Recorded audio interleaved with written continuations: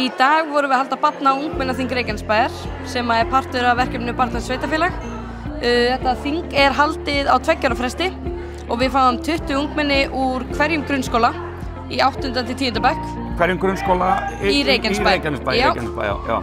Svo koma þau hingað og ræða alls konar málflokka. Á þessu þingi var yfir þemað öryggi. Hvernig öryggi?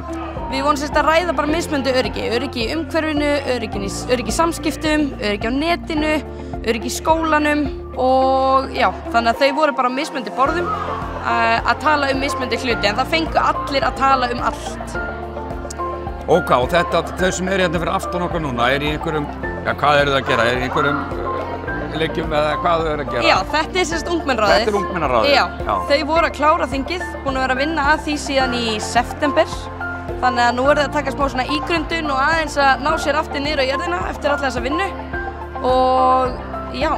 Í hvaða hlutverki ert þú? Ert þú að vinna í 88? Já, ég er sérst að vinna í Fjörumum og er líka að vinna sem umsjónarmaður ungmennaráðsins með honum Óla Berg. Og hvað felst í því þá? Í raun að skipuleggja hvað á að ræða og allt þetta? Já, ungmennaráðið er náttúrulega þannig að þau ráða sem mestu. Ég er bara þarna þeim til aðstoðar, en þau taka allar ákvarðanir hvað þau vilja ræða, hvað þemað á að vera, bara alveg niður í hvað þau vilja borða á þinginu. Þannig að þú veist, þetta er bara allt þau og svo er það bara svona, er ég bara þarna þeim til aðstoðar, ég og Óli Bergur. Og tengilur þá við einhverja eða hvað? Já. Getur verið það, þú veist, ég til dæmis hjálpaði þeim að bóka þeir sem kom að tala og alls konar svona. Já.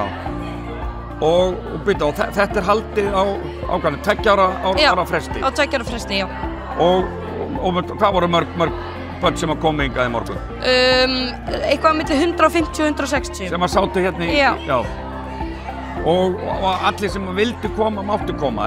Þetta var sem sagt, við fengum 20 frá hverjum skóla. Já. Það voru einhverjir lýðræðislega kjörnir úr bara bekknum sínum. Já. Og svo var einhverjir sem voru valdir af kennurum til að koma. Ok.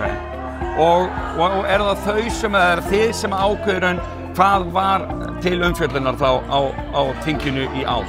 Hvernig er það ákveðið?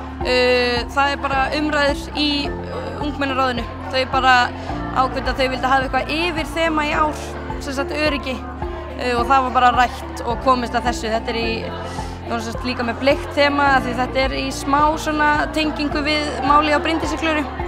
Þess vegna vildi þau sérstaklega hafa öryggi. Já. Og hvað er aðal öryggismálið finnst þér fyrir ungmenni í dag?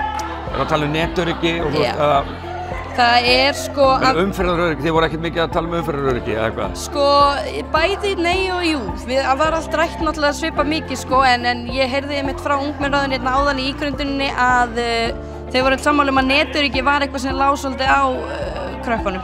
Þau töluðu mikið það að þú veist, náttúrulega mikið bara samfélagsmiðlanotkun og svo er náttúrulega gervigreindin og svona, þannig að það var mikið talað það á þinginu, já. Það var einn stærsti flokkurinn.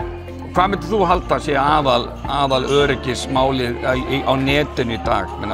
Gervigreindin, nú er hún farin að rugla dálítið sumt, frábært tól og ótrúlega þessi tækni. Einmitt. En þetta er dálítið, það er komið falsfréttir og allt. Já. Hvað myndir þú segja sé mest á öryggismálið?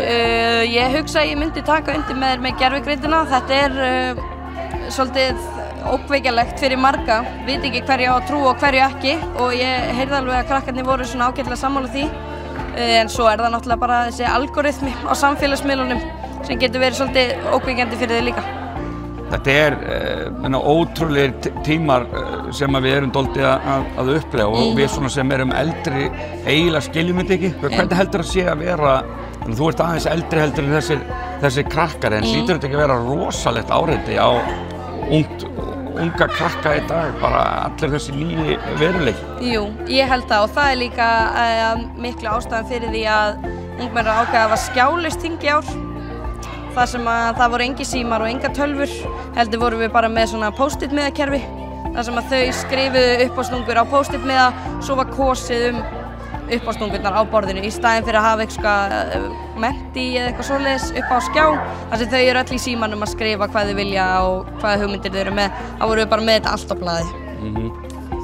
Sko, það einhvern veginn mín tilfinning. Ég bý ekki hérna í bænum.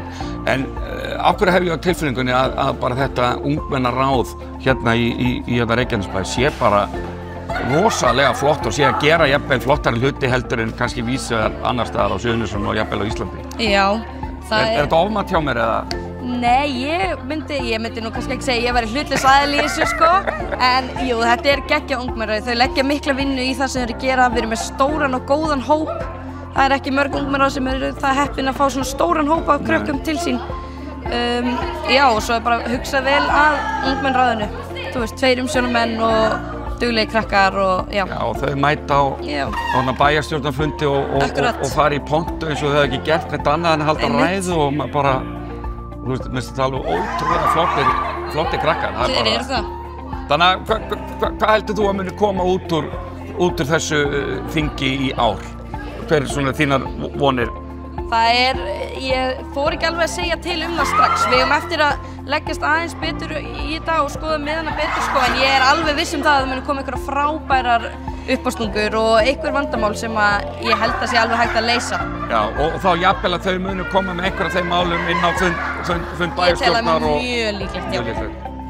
Katrín, þú varst með erindi hérna í morgun á þinginu. Já, ég setti þingið. Ég byrjaði hérna að útskýra aðeins hvernig það myndi virka og hvert niðurstöðurnar myndi almennilega fara. Því að fólk heldur stundum að það sé bara fyrir ekki neitt, en þetta í alvörunni, það eitthvað að fara að gerast. Og ég talaði að þingi í fyrra gekk rosalega vel og niðurstöðurnar voru teknar... Þingi í fyrra, ekki verið 2 árum?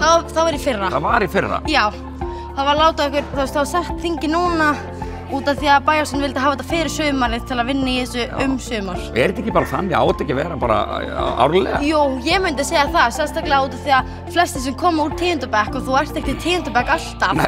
Þannig að fá ekki allir tækifæri og ef þið væri á hverju ári þá er margir sem getur komið og tekið þátt.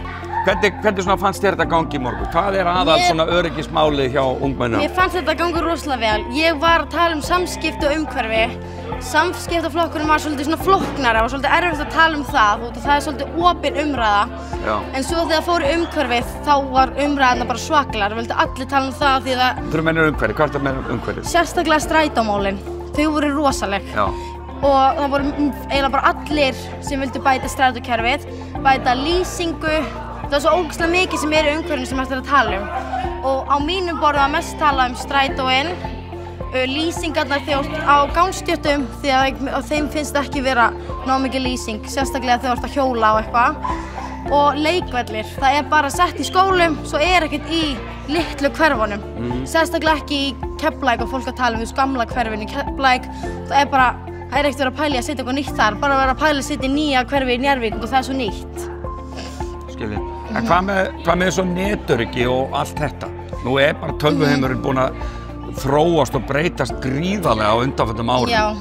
Gervigreindin og allt þetta og maður veit ekki alveg hvað er satt og hvað er rétt og hættan á falsfréttum og allt þetta. Var þetta eitthvað til umræðu? Það var, já, einn flokkurinn var það og það var rosalega mikið svona mismunandi skoðanir hjá fólki. Sumir vilja bara alveg hafa skólana símalausa, menn aðrir eru mjög ósammála. Og ég veit, fólki var líka að tala að ef það símalaskóli í einum skóla þá á það að vera allsstaðar. Þú veist, Reykjanesbær, það ósanngjarnt ef það einn skóli svona ekki einn.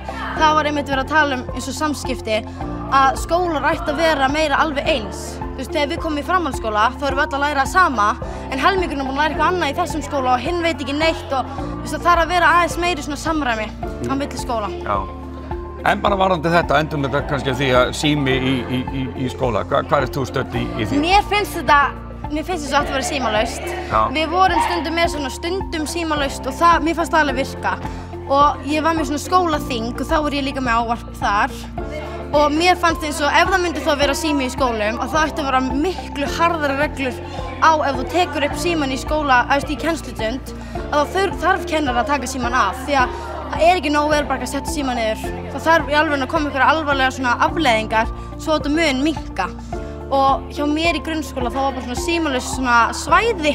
Það máttu ekki vera með síman þarna en það máttu vera meira á öðrum stöðum. Sem líka alveg góð byrjun. Þú veist, það að taka þetta í skrefum, ekki strax bara símalaust. Skilið. En segð mér annað, þú átt heima hérna hvað átt heima? Inn í Njarðvík. Inn í Njarðvík, já. og þú þekkir væntanlega krakka í öðrum bara sveitafélögum.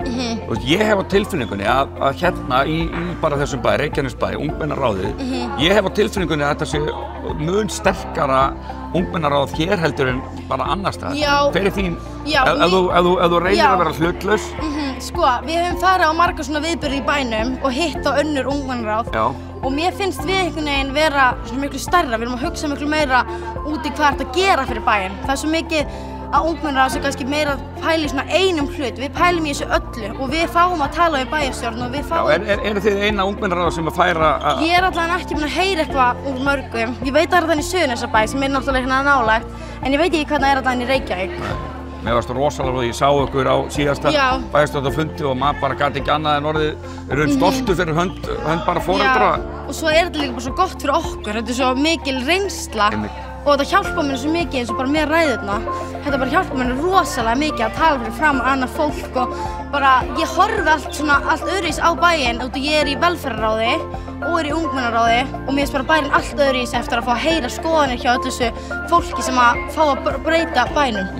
Og er ekki mjög líklegt að það sem var rætt hér í dag, menn finnst ekki líklegt að það er eftir að rattin á borði bæjarstjórnar? Já, 100%. Næsti bæjarstjórnarfundur hjá okkur, við vorum að plana hérna áðan að við ætlum að sýna þeim skýrsluna og við ætlum öll bara að velja okkur kannski eitt svona umræðefni og tala um það. Síðast var bara það búið að breyta fullt eftir að við tölum við síðustu niðurstöður.